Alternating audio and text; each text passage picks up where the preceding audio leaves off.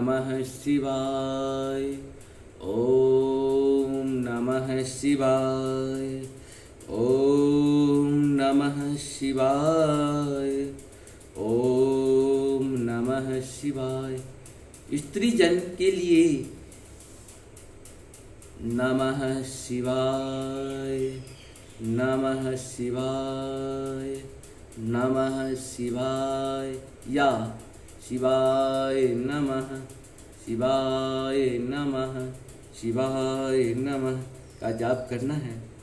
आप सब जय हिंद जय भारत। आप सबका स्वागत है। मैं राम नरेश शाह। आप लोगों से निवेदन है कि आप ज़्यादा से ज़्यादा लोगों को शेयर, साथ साथ अपने भी बार बार सुने। और सत्य सनातन की जय हो, सत्य सनातन की जय हो, सत्य सनातन की जय हो। जय हिंद जय भारत में आप सबों के लिए संपूर्ण गीता का सार संस्कृत और हिंदी में उपलब्ध है। जिस हिसाब से हम कहे हैं शायद इस तरह से आपको नहीं मिलेगा। आपको अपनी भाषा में बिना किसी प्रकार का जोड़ दिए हुए आपको ये लाभ मिलेगा और आप भगवान की सानिध्य पहुँचेंगे। इस सब का लाभ उठाइएगा। साथ साथ दुर्गा सप्तशती का पाठ का 13वां अध्याय अपनी जय हिंद जय भारत में उपलब्ध है। उस सब का लाभ उठाएं हम लोग कहीं न कहीं। साथ साथ ये भी करें, सुंदरकांड का पाठ है और डे टू डे जो है आपके शिव महापुराण का चल रहा है। इसके बाद आपके श्रीमद् भागवत भी चल रहा है, रामायण भी चल रहा है। जब भी समय मिले इसका लाभ उठाएं, ज़्यादा से ज़्यादा उठाएं। शुरू करते हैं हम लोग शिव महापुराण का विशेश्वर संहिता। मोक्षदायक पुण्य क्षेत्रों का वर्णन, काल विशेष में विभिन्न नदियों की जल में स्नान के उत्तम फल का निर्देश तथा तीर्थ में पाप से बचे रहने की चेतावनी। सूत जी बोले, विद्वान एवं बुद्धिमान महर्षियों, मोक्षदायक शिव क्षेत्रों का वर्णन सुनो। तत्पश्चात मैं लोक रक्षा के लिए शिव संबंधी आगमों का वर्णन करूँगा। पर्वत, वन और काननों सहित इस पृथ्वी का विस्तार 50 करोड़ योजन है। भगवान शिव का आज्ञा से पृथ्वी संपूर्ण जगत को धारण करके स्थित है। भगवान शिव ने भूतल पर विभिन्न स्थानों में वहाँ के निवासियों को कृपापूर्वक मोक्ष देने के लिए शिव क्षेत्र का निर्माण किया है। कुछ क्षेत्र ऐसे हैं जिसे देवताओं तथा ऋषियों ने अपना वास स्थान बनाकर अनुग्रहित किया है। इसीलिए उनमें तीर्थ तत्व प्रकट हो गया है तथा अन्य बहुत से तीर्थ क्षेत्र ऐसे हैं जो लोगों की रक्षा के लिए स्वयं प्रादुर्भूत हुए हैं। तीर्थ और क्षेत्र में जाने पर मनुष्य को सदा स्नान, दान और जप आदि करना चाहिए, अन्यथा वह रोग, दरिद्रता तथा मुक्ता आदि दोषों का भागी होता है। जो मनुष्य इस भारतवर्ष के भीतर मृत्यु को प्राप्त होता है वह अपने पुण्य के फल से ब्रह्मलोक में वास करके पुण्य क्षय करके पश्चात पुनः मनुष्य योनि में ही जन्म लेता है। पापी मनुष्य पाप करके दुर्गति में ही पड़ता है। ब्राह्मणों पुण्य क्षेत्र में पाप कर्म किया जाए तो वह और भी दृढ़ हो जाता है। अतः पुण्य क्षेत्र में निवास करते समय सूक्ष्म से सूक्ष्म अथवा थोड़ा सा भी पाप न करें। सिंधु और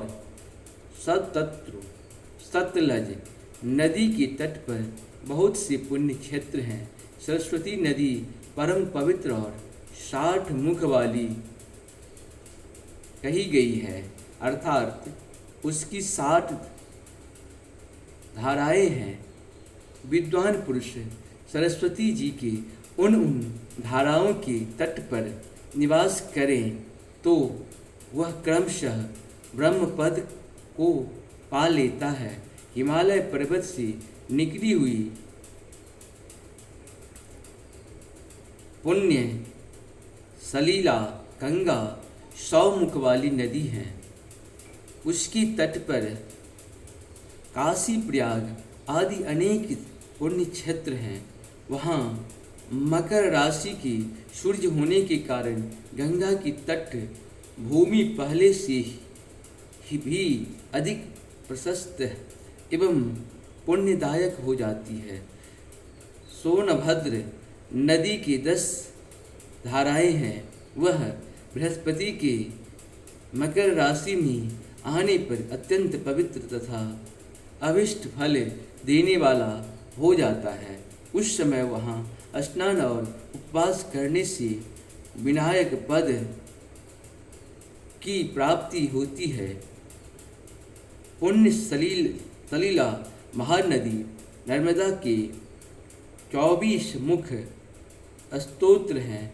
उसमें से स्नान तथा उसकी तट पर निवास करने से मनुष्य को विष्णु वैष्णव पद की प्राप्ति होती है।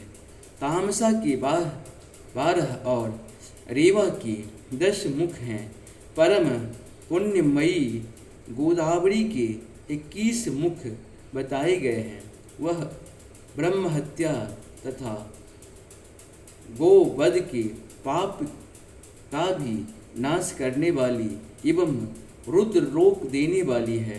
कृष्ण वेणी नदी का जल बड़ा ही पवित्र है। वह नदी समस्त पापों का नाश करने वाली है। उसके 18 मुख बताए गए हैं तथा वह विष्णु लोक प्रदान करने वाली है।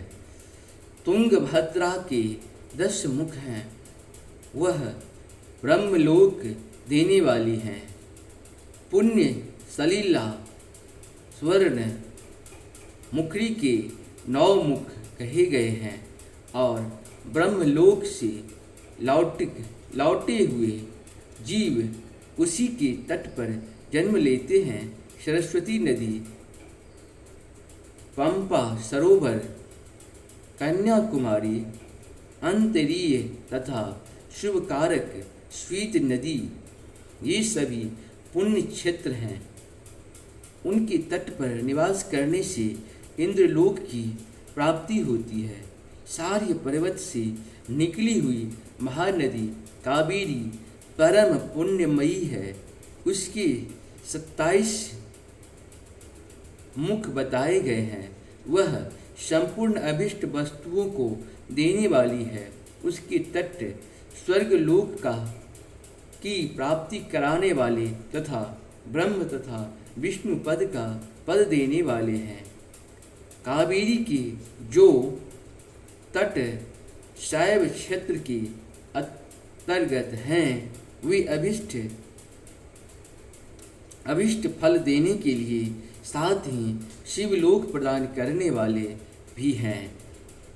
नैमिषारण्य तथा बद्री का आश्रम में सूर्य और बृहस्पति के मेष राशि में आने पर यदि स्नान करे तो उस समय वहाँ किए हुए स्नान पूजन आदि को ब्रह्मलोक की प्राप्ति कराने वाला जानना चाहिए। सिंह और कर्क राशि में सूर्य की संक्रांति होने पर सिंधु नदी में किया हुआ स्नान तथा केदार तीर्थ के जल का पान एवं स्नान ज्ञानदायक माना गया है।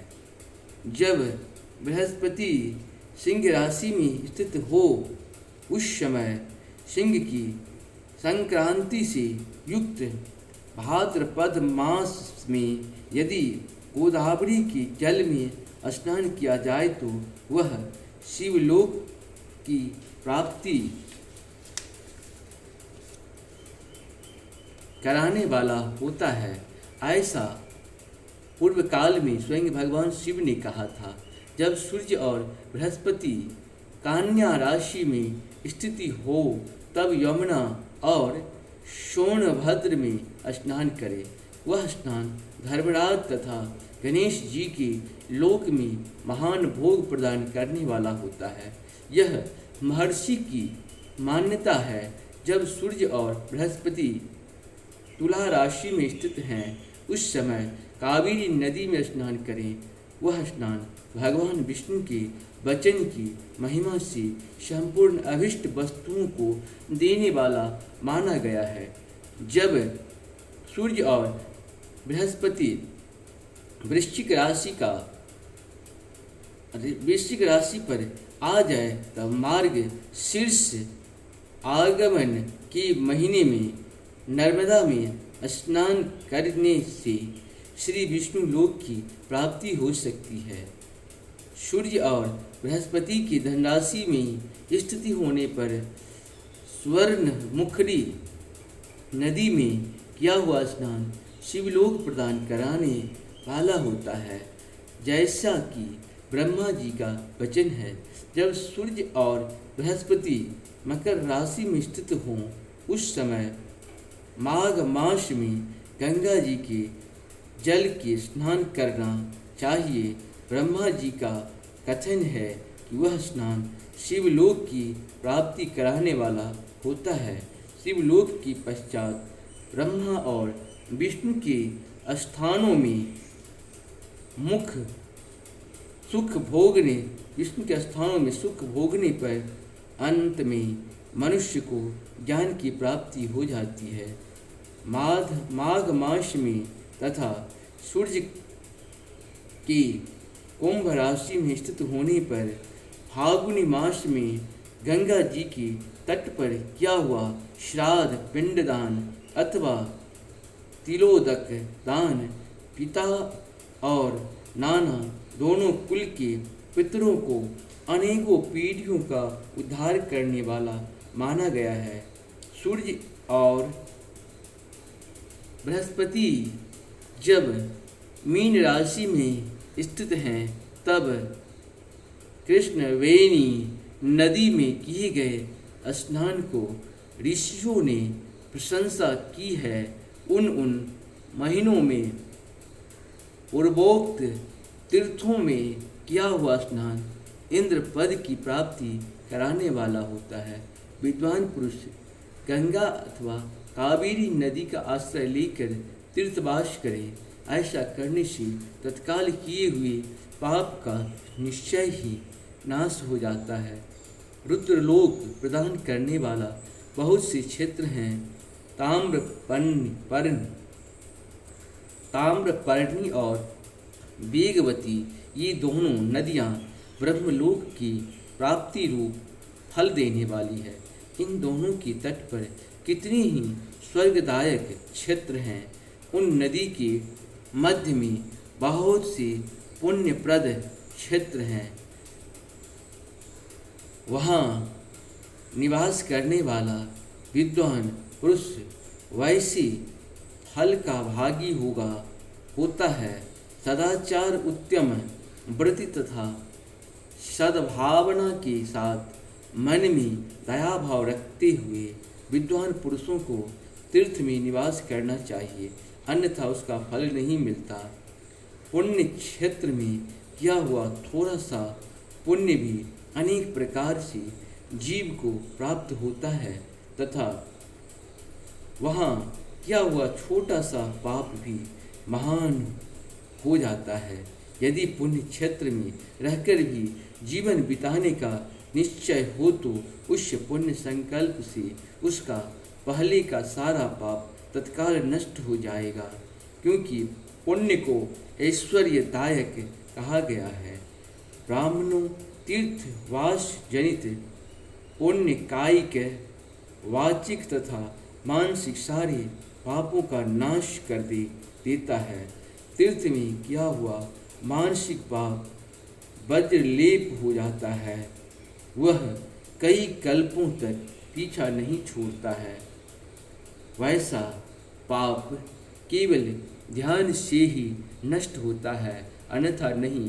वाचिक पाप जप से तथा कायिक पाप शरीर को सुखाने जैसे कठोर तप से नष्ट होता है। अतः सुख चाहने वाले पुरुष को देवताओं की पूजा करते और ब्राह्मणों को दान देते हुए पाप से बचकर ही तीर्थ में निवास करना चाहिए। इस प्रकार से हम लोग का ये 17वां ने 18वां होगा, 18वां भाग को पूर्ण किए। आप सबों को बहुत बहुत धन्यवाद और नमस्कार।